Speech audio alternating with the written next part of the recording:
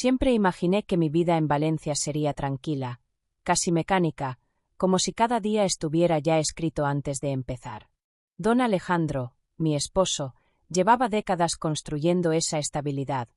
Una casa elegante en Benimaclet, reuniones formales, una reputación impecable que todos respetaban. Yo tenía 25 años, él, 60.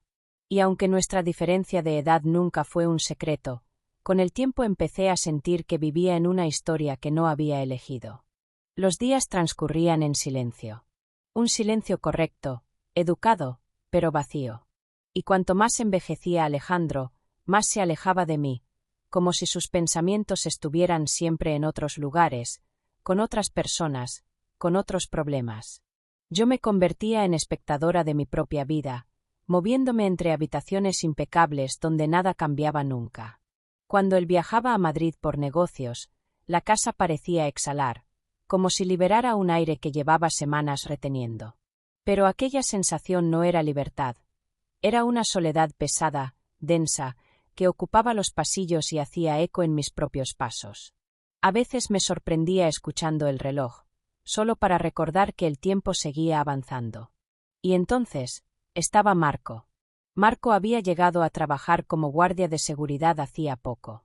Tenía 28 años, una presencia tranquila y ese tipo de mirada que no invade, pero observa con atención.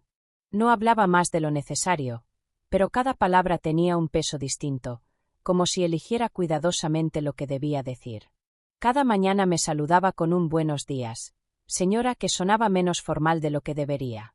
A veces traía té de azahar y decía que ayudaba a relajarse. Y cuando dejaba la taza frente a mí, lo hacía con un cuidado tan inesperado que me hacía sentir vista, no vigilada, sino realmente vista.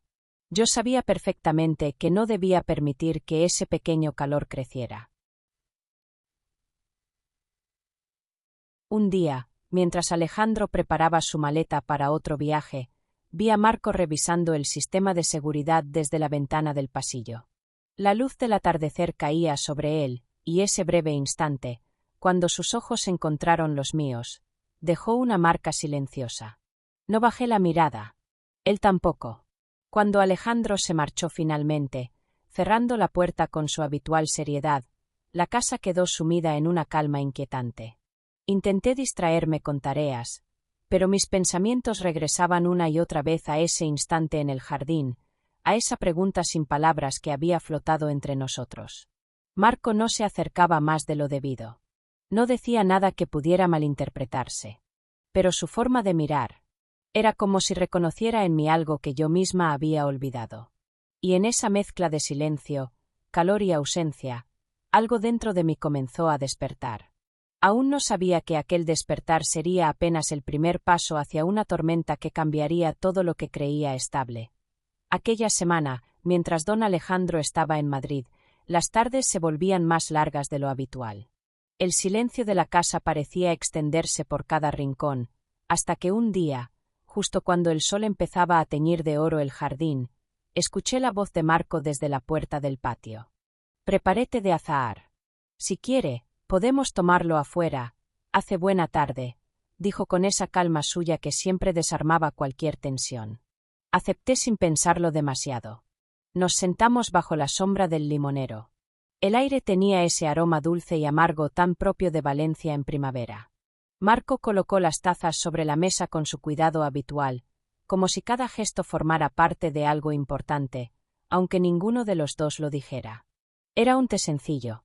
Pero el momento, todo lo que estaba entre líneas, no lo era. A veces me pregunto qué es lo que realmente hace feliz a una persona, comentó él, mirando el vapor que subía de su taza. La pregunta cayó entre nosotros con una suavidad desconcertante, pero con un peso que yo sentí en lo más profundo. Hacía mucho que nadie me preguntaba algo así. Hacía mucho que yo misma no pensaba en ello. Le hablé de mis sueños olvidados, de todo lo que había dejado atrás pensando que algún día habría tiempo. Marco escuchaba sin interrumpir, con un tipo de atención que no estaba acostumbrada a recibir. Sus ojos no juzgaban, no evaluaban, solo comprendían. «Todavía está a tiempo de muchas cosas», dijo finalmente, y sus palabras no sonaron como un consuelo vacío, sino como una verdad que yo simplemente había dejado de mirar. Aquella noche, después de que él regresara a su puesto, me quedé pensando en cada detalle. El tono suave de su voz, como había inclinado la cabeza para escucharme, ese respeto tranquilo que envolvía todo lo que hacía. No había habido ningún gesto indebido, ningún intento de traspasar límites. Pero dentro de mí algo se había movido. A la mañana siguiente, fui a caminar por la playa de la Malvarrosa. El mar estaba calmo, grisáceo, y a cada paso sentía que el aire me aclaraba la mente. No esperaba encontrar a Marco allí, pero lo vi ajustando una cámara cerca del paseo marítimo. Él también me vio. ¿Le molesta si la acompaño un rato?, preguntó. Asentí. Caminamos unos minutos, solo eso. Entre nosotros había suficiente distancia para que nadie pudiera malinterpretar nada, pero la cercanía emocional, esa ya era imposible de disimular. Hablamos poco, pero la conversación tuvo una fluidez suave, como si cada palabra encontrara su lugar sin necesidad de esfuerzo. Él no intentó acercarse. Yo no intenté detener aquella sensación cálida que empezaba a crecer en mi pecho. Y entonces la vi, sentada en un banco, con su bolso en el regazo y expresión inquisitiva, doña Elvira. La vecina que nunca se pierde un detalle. La que sabe más de cada casa del barrio que sus propios dueños. Sus ojos nos siguieron con una precisión casi quirúrgica. Sentí como el aire cambiaba. Marco también la notó, aunque no dijo nada. Sabíamos perfectamente lo que significaba esa mirada. Sabíamos que no habría silencio después de esto. Que sus palabras viajarían más rápido que cualquier explicación nuestra. Y aún así, no nos detuvimos. Solo seguimos caminando unos metros más, como si esos pasos fueran lo último verdaderamente nuestro antes de que comenzara la tormenta. Cuando don Alejandro regresó y escuchó la historia sobre mis paseos con el guardia, una tormenta estalló en la casa. No quiso oír mis explicaciones.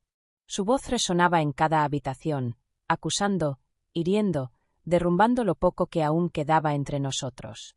A Marco lo despidieron esa misma noche. Yo lo vi marcharse, tranquilo, sin reproches, con esa mirada suya que decía más que cualquier palabra. Después del escándalo, la casa volvió a quedarse en silencio. Pero ya no era un silencio pesado, sino vacío. Porque por primera vez en muchos años comprendí lo que realmente deseaba. Estar al lado de alguien que me ve, que me escucha, y que no tiene miedo de estar cerca. Y ese pensamiento fue el primer sentimiento verdaderamente vivo que quedó después de todo. Gracias por vivir esta historia con nosotros en Diario de Amor.